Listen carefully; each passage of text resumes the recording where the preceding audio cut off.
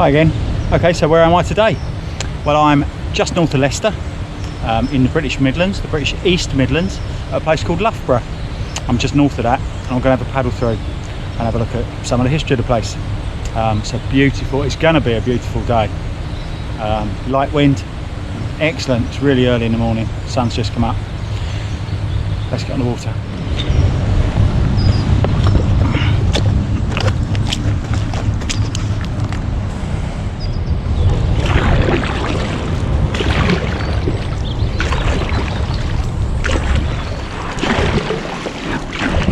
Good morning.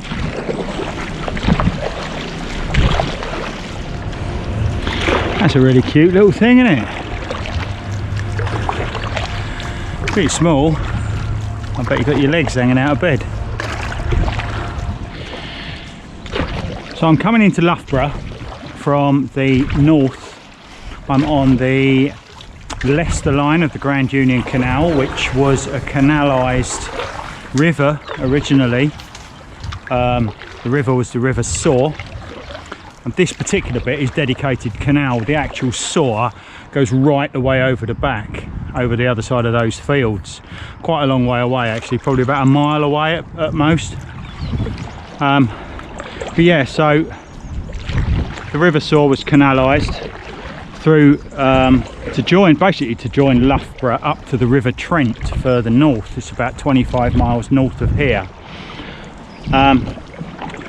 And yeah, so the canal came to town, and really Loughborough took off from then. I love all of these old wharves. They were useful at one time. They're probably more of a danger now, to be honest, deliveries to these places. I'm quite surprised they've not got bollards and fences up and things nowadays, but they are. Good morning.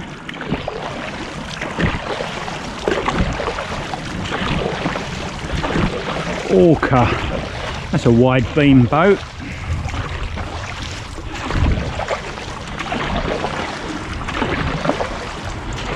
Because the Grand Union Canal is a wide canal, it means you can get larger boats down it, wider boats down it. All of the locks are able to accept a wider beam boat. Narrow boats, you can either get two of those through a lock or one wide beam, like that beautiful thing.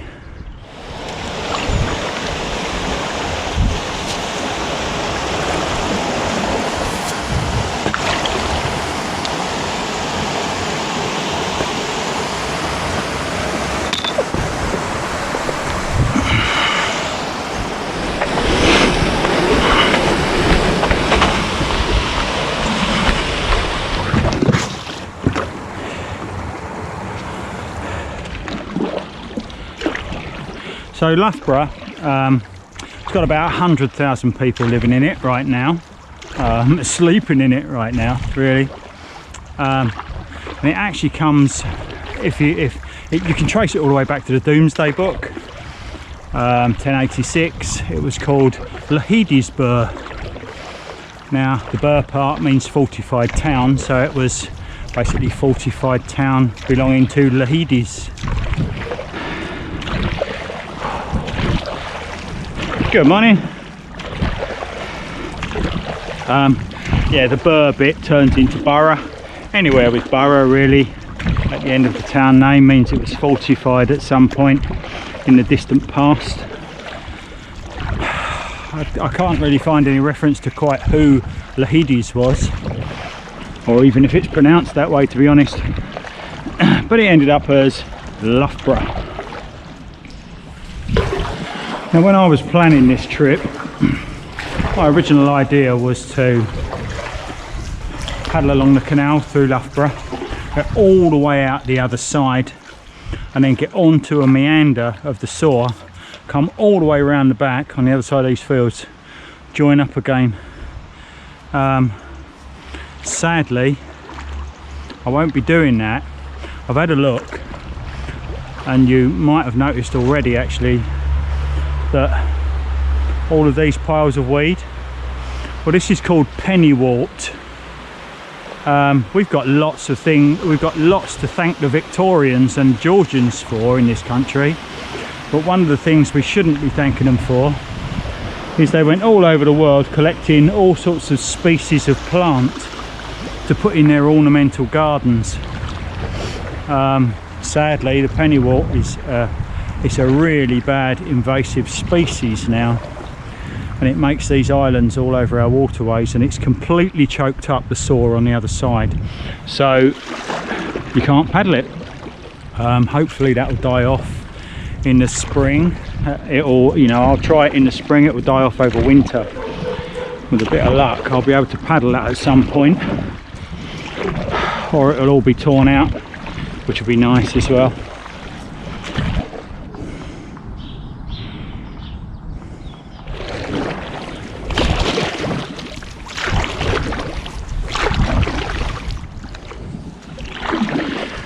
So the canal was completed in 1778, all the way up to the River Trent, and the Industrial Revolution really sort of came to town. Now, a man called John Heathcote in 1809 moved here, or moved to just the outskirts of Loughborough, and he'd invented a weaving machine that effectively made a kind of lace. And he was making that, he planned to make that into gloves. He had 55 machines and all of the employees waiting to go, and just before he started, the place was ransacked by a group called the Luddites. Now, the Luddites were very much against machinery, taking over the hand making crafts. They felt all of these big machines were going to put people out of work. You know, whether you think that's progress or whether you think that was sort of the right thing to do or the wrong thing to do, history kind of tells us that those Luddites were actually paid to do that by a competitor up in Nottingham. That was probably the case, and it was probably the case in quite a lot of areas where the Luddites were doing their thing. So basically he never really set up properly in Loughborough. He moved down to Devon after that, took over an old woolen mill and plied his trade down there with his machines. But, you know, there you are. That was the Luddites coming to Loughborough. Now I'm just coming into Loughborough Basin now.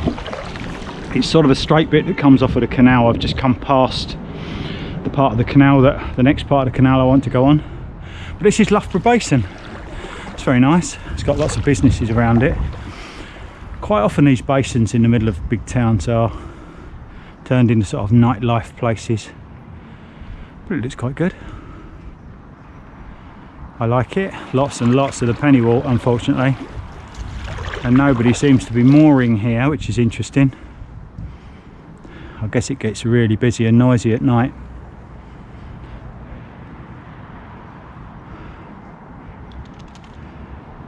Quite small.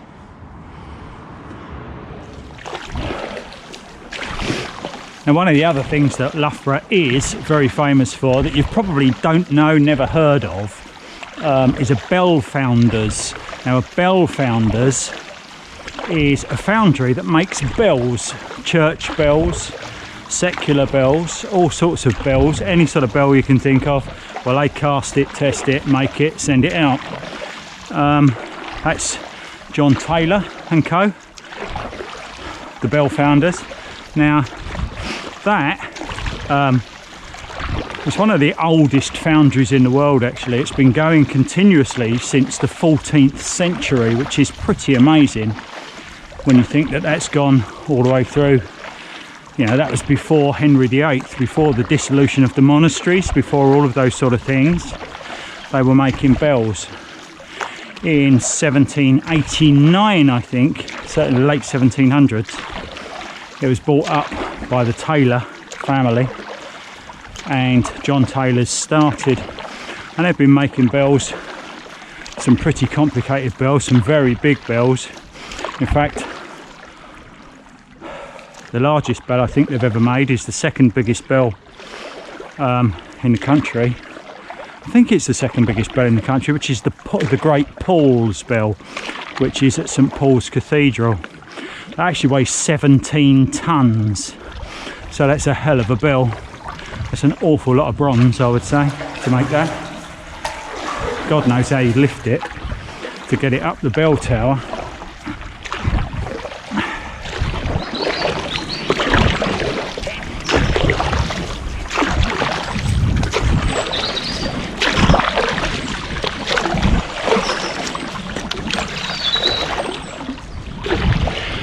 Loughborough's always been quite an industrial place, sort of heart of the Midlands really, and in the 1800s when railways came to town, there were 3 different railways came here. There's Great Central came across, that was the last great mainline railway, the Great Central, unfortunately closed down in the 1960s with the cuts. There was the Midland came here as well, up from St Pancras, which still does actually. You can still get a train from St Pancras to Loughborough.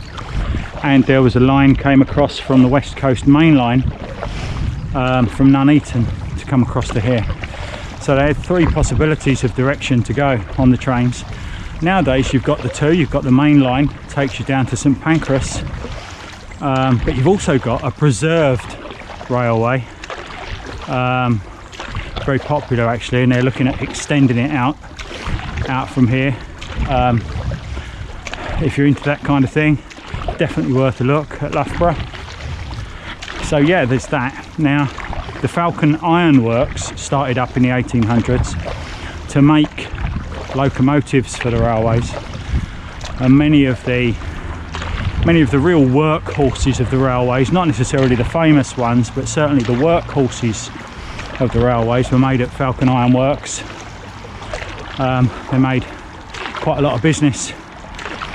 Falcon Iron Works sort of diversified into all sorts of things and ended up making electric motors, I think, quite late on. So yeah, they did quite well. I do love these early paddles. I probably say it in every video I produce, but I do love it. There's nobody about and the world's just waking up. It's really nice.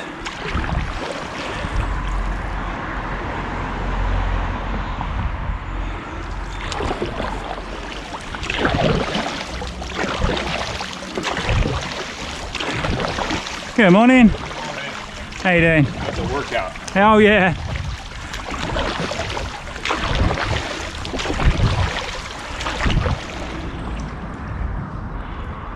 It's a nice old pub.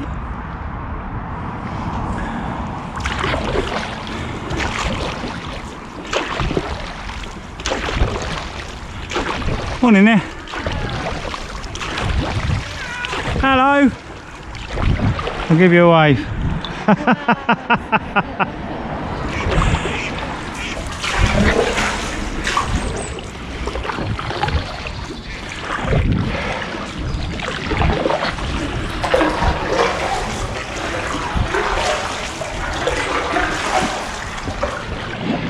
Lovely swans. Now I passed a pub back there, and it reminded me of something else about Loughborough. A lot of people, certainly in the UK, will have heard of the travel company Thomas Cook. Well, Thomas Cook started up in 1840, and in 1841 he did his first excursion. Now what that meant was people would sign up, often in groups, because they worked in factories. Factories had summer shutdowns, as a lot of them still do. And during the summer shutdown, all through the year, they would have paid into an account for their holiday, and with that holiday, Thomas Cook got into booking accommodation, booking travel on the trains mostly, because this wonderful newfangled mass transport system called trains could take people all over the place quite cheaply in those days. And the first excursion was for a temperance group of about 350 people. The temperance movement was all about teetotalism and not drinking and the wickedness of drink. which is why the pub made me think of it. So in 1841 he organised a temperance holiday, an excursion through to Loughborough from Leicester. So they travelled all the way about 15 miles from Leicester to Loughborough to go visit Loughborough. I'm guessing they were probably looking at all sorts of, I don't know, industrial stuff, really. Not really sure what there would have been for the tourist industry in Loughborough in those days. But there you are, 1841, Thomas Cook.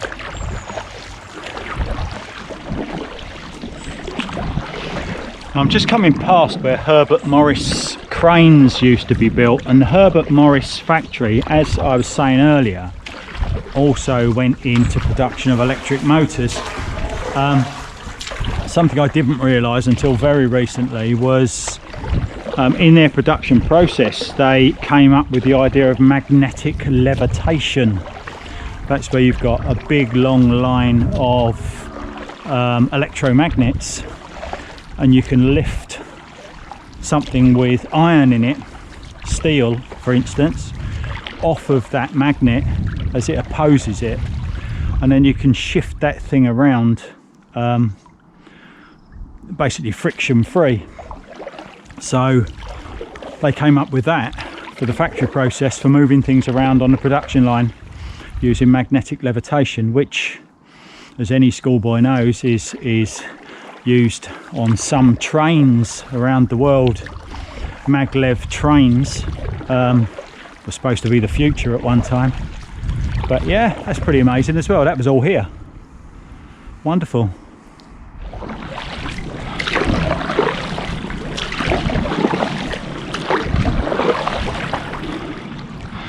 There's something about industrial architecture. It all looks a bit abandoned now.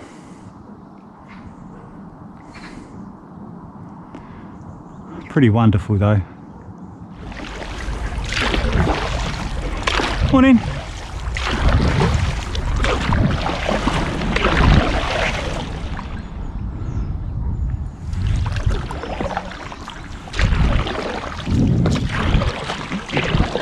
Just passing the Sea Cadets. Loughborough Sea Cadets. TS Venomous. That'll be training ship Venomous. That's a good thing, I think.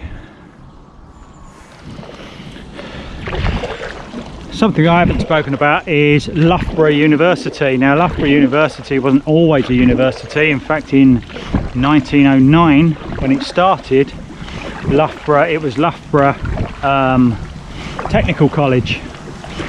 And one of the first big things that it did was, just before the First World War, you know, in times of war we get all sorts of factories get changed from making whatever they're making, bicycles or something, and suddenly they're told by the government you've got to go over to making guns and bombs and things like that, munitions. Well, at the beginning of the First World War, all of the leaders of lots of our factories in this country were sent to Loughborough Technical College to learn about munitions, because suddenly they had to turn their factories into bomb making machines and things like that. I just think that's quite interesting as well. Loughborough University. Who would know that goes there now?